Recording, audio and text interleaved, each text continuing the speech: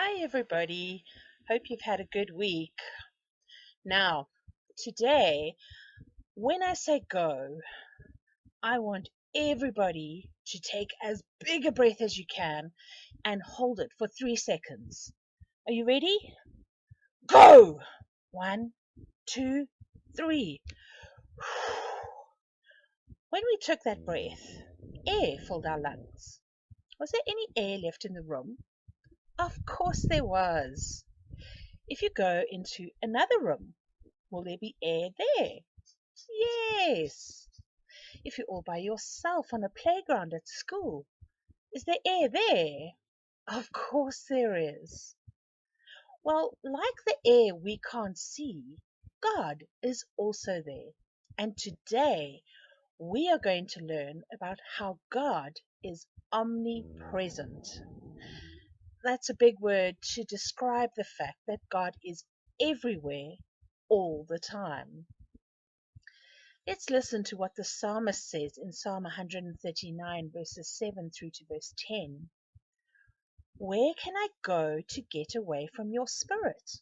Where can I run from you? If I go up to the skies, you are there. If I lie down where the dead are, you are there. If I rise with the sun in the east and settle in the west beyond the sea, even there you would guide me. With your right hand you would hold me. Is there any place that we can hide from God? Why do you think someone would want to hide from God? Or maybe they've done something they know is wrong, or they're mad at God, or they want to rule their own lives rather than allowing God to rule it. Can you think of anyone in the Bible who thought they could run away from God? I'm sure you can. Well, let's hear about a man called Jonah. God had a great job for Jonah, but Jonah didn't want it. Go to Nineveh, God said, and tell your worst enemies that I love them. No, said Jonah. Those are bad people doing bad things. Exactly, said God. They have run far away from me, but I can't stop loving them. I will give them a new start. I will forgive them. No, said Jonah, they don't deserve it. So Jonah decided he would run far away, far, far away. So far away that God won't be able to find me. Then I won't have to do what God says. What a brilliant plan. Well, we know it wasn't a good plan at all. In fact, it was really, really silly. But Jonah went ahead with his not very good plan. One ticket to anywhere but Nineveh, please, he said, and boarded the boat, sailing in the very opposite direction of Nineveh. Well, it wasn't long before a fierce wind blew and the boat started to rock and everyone started turning green. Jonah, his not so good plan, was going not so good. You see, God had sent a big storm after him. The sailors couldn't sail their ship properly. We're sinking, they screamed and started throwing everything overboard, suitcases, food, whatever they could find. But Jonah knew this was his fault. Throw me instead, he shouted to the sailors, and God will stop the storm.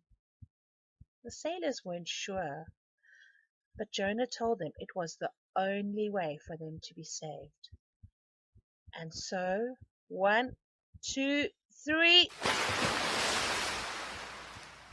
No sooner had Jonah hit the water than the waves grew calm, the wind died down, and the storm stopped. Just when Jonah thought it was all over, when he was sure he was going to drown, God sent a big fish to rescue him. The fish swallowed Jonah whole with one big gulp. Jonah must have thought he'd died. It was so dark in there, like a tomb. But then he smelled the rotting food and felt the slimy seaweed, and he knew he was not dead. He was in the belly of the fish. Sitting there in the darkness for 3 whole days, Jonah had plenty of time to think. Pretty soon he realized his plan was, well, a very silly plan indeed. He was sorry for running away.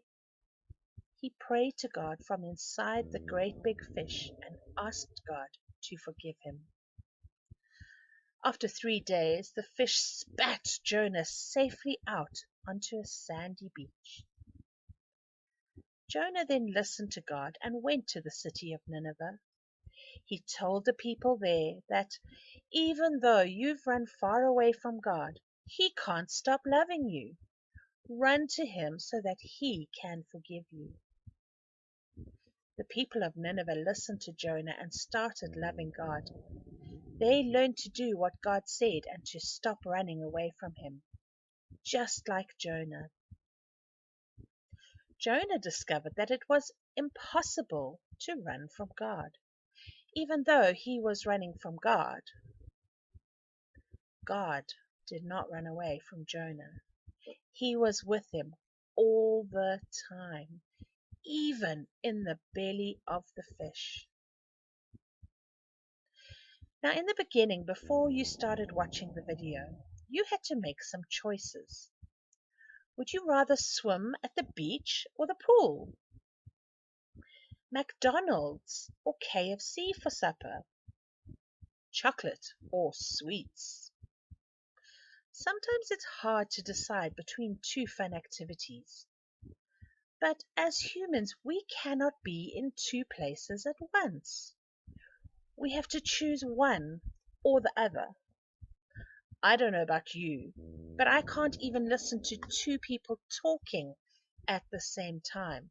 Never mind all the billions of people who live in the world.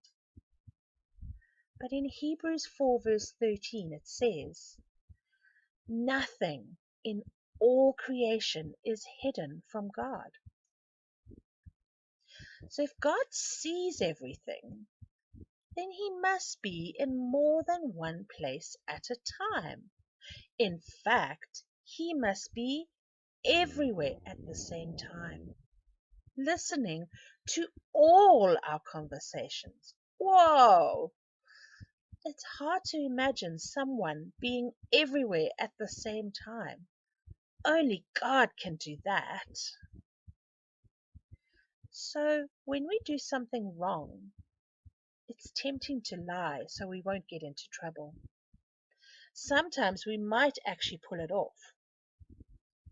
But is it possible to lie to God and convince Him that we didn't do anything wrong? Nuh-uh, because He sees everything.